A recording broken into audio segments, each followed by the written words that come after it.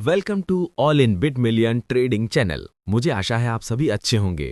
दोस्तों, शायद हर एक ट्रेडर का फेवरेट सेटअप होता है ब्रेकआउट का सेटअप, लेकिन मोस्ट ऑफ ट्रेडर को ब्रेकआउट को सही तरीके से यूज करना ही नहीं आता और एंड में लॉस के ऊपर लॉस करते हैं। आज हम ब्रेकआउट स्ट्रेटजी को फुल्ली डिकोड करेंगे। मेरा वादा है आपसे, आज के बाद आपको ब्रेकआउट में ट्रेड करने का नजरिया पूरी तरह से बदल जाएगा।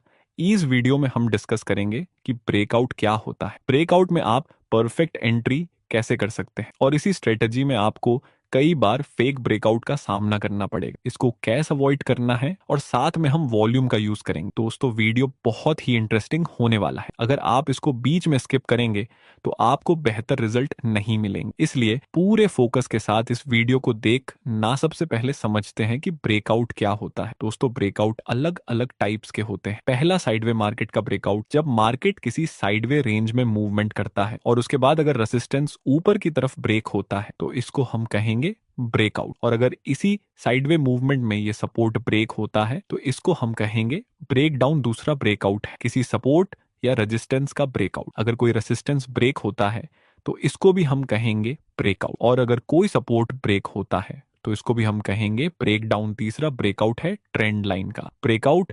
अगर प्राइस किसी बेयरिश ट्रेंड लाइन को ऊपर की तरफ ब्रेक करे तो उसको हम कहेंगे ब्रेकआउट, और अगर प्राइस किसी बुलिश ट्रेंड लाइन को नीचे की तरफ ब्रेक करे तो उसको हम कहेंगे ब्रेक डाउन। अभी अभी अपने 3 टाइप्स के ब्रेकआउट सीखे हैं। फर्स्ट साइडवे मार्केट का ब्रेकआउट, सेकंड सपोर्ट और रेजिस्टेंस का breakout and third trend line का ब्रेकआउट। ये तीनों में से सबसे ज्यादा पावरफुल ब्रेकआउट है फर्स्ट एंड थर्ड, जिसमें आप सही एंट्री करेंगे तो बड़ा मूव कैच कर सकते हैं। सेकंड टाइप्स का ब्रेकआउट भी काम करता है, लेकिन आपको उसमें बहुत बड़े मूव कैच करने की उम्मीद नहीं रखनी चाहिए। आइए अब समझते हैं ब्रेकआउट में हम एक परफेक्ट एंट्री कैसे कर सकते हैं। जैसा कि यहाँ आप देख सकते हैं, मार्केट अभी higher high and higher low की फॉर्मेशन में अप ट्रेंड में मूव कर रहा है। उसके बाद प्राइस थोड़ा सा नीचे आता है और एक बार फिर से प्राइस ऊपर जाने की कोशिश करता है, लेकिन यहाँ ये रेजिस्टेंस ब्रेक नहीं हुआ। नीचे हम ये 2 पॉइंट्स को टच करके एक सपोर्ट ड्रॉ कर सकते हैं और ऊपर ये पॉइंट्स को टच करके रेजिस्टेंस। अब हमारे पास एक परफेक्ट साइडवे जोन है।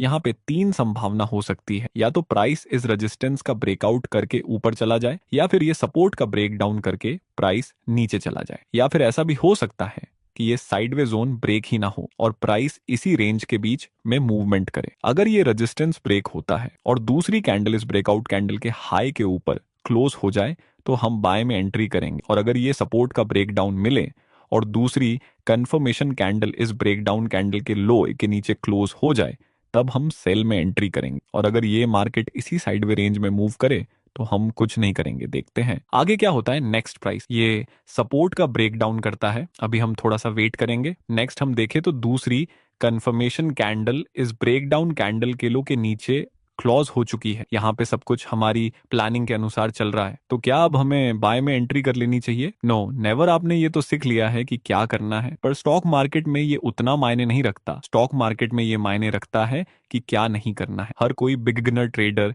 जिसने अभी अभी ब्रेकआउट स्ट्रेटजी के बारे में सीखा है वो डेफिनेटली यहाँ पे सेल में एंट्री कर लेगा, लेकिन मेरा इरादा है कि मैं आपको ये सिखाऊं कि क्या नहीं करना है। देखते हैं आगे क्या होता है। आगे मार्केट हल्का सा नीचे आके तेजी से ऊपर चला जाता है। जिन जिन बिगनर ट्रेडर ने यहाँ सेल में एंट्री किया होगा उसका एसएल यहाँ कहीं पे होगा, तो बिगनर ट्रेडर अभी टेंशन के साथ वेट कर रहे होंगे कि क्या होगा। वैसे आपको क्या लगता है, यहाँ बिगिनर्स का स्टॉप लॉस हिट होगा या टारगेट? नेक्स्ट मार्केट हल्का सा नीचे आता है और फिर से 2 रेड कैंडल नीचे की तरफ बनती है। जिन जिन लोगों ने यहाँ पे सेल में एंट्री किया होगा उसको थोड़ी सी राहत मिली होगी कि अब हमारा एसएल हिट नहीं होगा, लेकिन अंत में हम देखें तो मार्केट ऊपर चला गया और ये सभी सेलर्स का स्टॉप लॉस हिट हो गया होगा। दोस्तों, ब्रेकआउट स्ट्रेटजी के अनुसार यहाँ बिगिनर्स की कोई गलती नहीं थी, यहाँ सेल करने में वे बिल्कुल सही थे। पर मैं आपको 3 रीजन दूंगा कि क्यों ऐसी जगह पे हमें सेल नहीं करना है। सब कुछ सही होने के बाद भी पहला रीजन, जब भी ब्रेकआउट या ब्रेकडाउन मिले तो हमेशा रिटेस्ट का वेट करें। बाय द वे, आपको रिटेस्ट का वेट क्यों करना चाहिए? क्योंकि जिन जिन लोगों ने यहाँ पे या यहाँ पे सेल किया होगा उसको अच्छा खासा प्रॉफिट बन गया होगा, तो जाहिर सी बात है यहाँ बैठे हुए सेलर्स अपना प्रॉफिट बुकिंग शुरू कर। अब सेलर्स प्रॉफिट बुकिंग करेंगे तो एटलीस्ट मार्केट यहां तक तो पुल बैक ले ही सकती है। अगर प्राइस रिटेस्ट करने के लिए आता और बियरिश कैंडल का सिग्नल देता तब हम डेफिनेटली सेल कर सकते थे, लेकिन ऐसा कुछ हमें मिला नहीं। दूसरा रीजन, जहां बिगिनर्स ने सेल में एंट्री की। इसी जगह पर एक स्ट्रॉन्ग और पावरफुल डिमांड जोन था। यहां बहुत ही तेजी से मार्केट ऊपर गया था। तो हो सकता है कि मार्केट इसी लेवल के पास आकर फिर से ऊपर चला जाए, क्योंकि ये स्ट्रॉन्ग डिमांड जोन था और आगे तो प्राइस में इसी डिमांड जोन से ऊपर जाना शुरू किया था। और तीसरा रीजन है कि वॉल्यूम को चेक करना है। ब्रेकआउट स्ट्रेटजी में ट्रेड लेने से पहले एक बार वॉल्यूम को जरूर चेक करना है। कैसे, आइए समझते हैं। दोस्तों, जब भी आपको किसी साइडवे मूवमेंट का ब्रेकआउट मिले, उसी समय ध्यान से वॉल्यूम को चेक करें कि जिस कैंडल से ब्रेकआउट मिला हो, उस ब्रेकआउट कैंडल का वॉल्यूम हमेशा हाई होना चाहिए। अगर ब्रेकआउट कैंडल का वॉल्यूम हाई है तो ऐसे breakout most of time real होते हैं। तो इस तरह अगर मार्केट किसी साइडवे रेंज में है और किसी सपोर्ट का ब्रेकडाउन मिले, तो इस ब्रेकडाउन कैंडल का वॉल्यूम हाई होना चाहिए। ऐसे breakdown most of time real होते हैं। चलिए अपने पुराने हाफ एग्जाम्पल को कंप्लीट करते हैं। यहां पर अगर हम वॉल्यूम को अप्लाई करें तो जिस कैंडल से ब्रेकडाउन मिला, उस कैंडल का वॉल्यूम तो हाई है नहीं। अगर वॉल्यूम चेक किया होता तब भी हमें पता चल जाता कि ये एक फेक ब्रेकआउट है। दोस्तों, मुझे पूरा यकीन है कि आप वैल्यूएबल चीज सीख रहे हैं, जिसकी हेल्प से आपकी पूरी ट्रेडिंग स्टाइल चेंज होगी। अगर वाकई में आपको ये सब सीखने में मजा आ रहा है तो एक लाइक जरूर कर देना। चलिए समझते हैं कि ट्रेंड लाइन के ब्रेकआउट और ब्रेकडाउन में कैसे ट्रेड करना है। दोस्तों, जब भी ट्रेंड लाइन का ब्रेकआउट या फिर ब्रेकडाउन मिलता है, तब आप बड़े बड़े मूव कैच कर सकते हैं, लेकिन इसमें जितना बड़ा प्रॉफिट दिखता है उतना ही ज्यादा रिस्क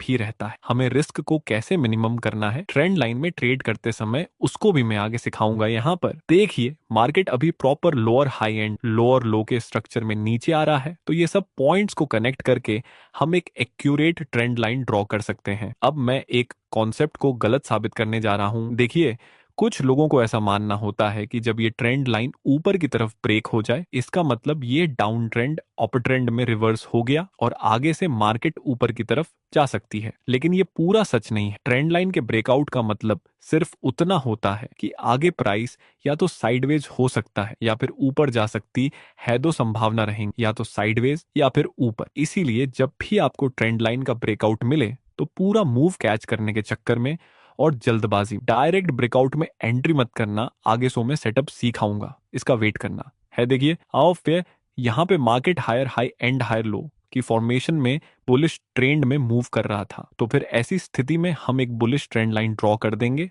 जो कि आगे सपोर्ट का काम कर सकती है। नेक्स्ट हम देखें तो प्राइस इसी ट्रेंड लाइन के पास आती है और अब बुलिश और कंफर्मेशन कैंडल की फॉर्मेशन बनती है। हमें यहाँ पर ट्रेंड लाइन का सपोर्ट मिला, ऊपर बुलिश कैंडल का सिग्नल, और ये ट्रेंड भी बुलिश है। तो ऐसी जगह पर हम बाय में एंट्री कर सकते हैं। एसडेएल हम रखेंगे बुलिश कैंडल के लो से थोड़ा सा नीचे।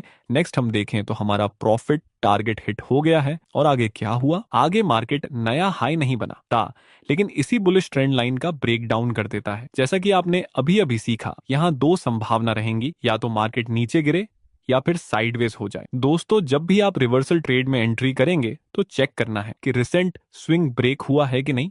ऐसे एक एग्जांपल से समझाता हूं ताकि आपको एक क्लियर कट इमेज मिल सके। देखिए, ये है डाउन ट्रेंड और इसकी ये बियरिश ट्रेंड लाइन है। नेक्स्ट ये ट्रेंड लाइन ऊपर की तरफ ब्रेक हो चुकी है और इसका रिसेंट स्विंग भी ऊपर की तरफ ब्रेक हो चुका है। अब हम कंफर्म बोल सकते हैं कि ये डाउन ट्रेंड अपर ट्रेंड में रिवर्स हुआ है। चलिए वही हमारा पुराना एग्जाम्पल कंटिन्यू करते हैं। यहाँ पर हम देखें तो ट्रेंड लाइन का ब्रेक डाउन हो तो चुका है और स्विंग ब्रेक भी हो चुका है ऊपर से। जिस कैंडल से ट्रेंड लाइन का ब्रेक डाउन हुआ, उस कैंडल का वॉल्यूम भी हाई है। अब हम रिटेस्ट टेस्ट का वेट करेंगे और किसी बियरिश कैंडल के सिग्नल पर हम सेल में एंट्री कर सकते हैं। आगे हम देखें तो प्राइस आता है इसी ट्रेंड लाइन के पास, जो कि अब रेजिस्टेंस का काम करेगी। वहां पर हमें एक बियरिश और कंफर्मेशन कैंडल की फॉर्मेशन मिले, अब हम सेल में एंट्री कर सकते हैं। दोस्तों, यहां तो हमारा प्रॉफिट टारगेट हिट हो गया है, लेकिन लाइव मार्केट में आपको एक मानसिक प्रॉब्लम का सामना करना पड़ेगा। वह है कि कई बार मार्केट ब्रेकआउट करने के बाद डायरेक्ट ऊपर चला जाएगा और रिटेस्ट करने ही ना आए। ऐसे में आपको एंट्री करने का मौका ही नहीं मिलेगा। तब हो सकता है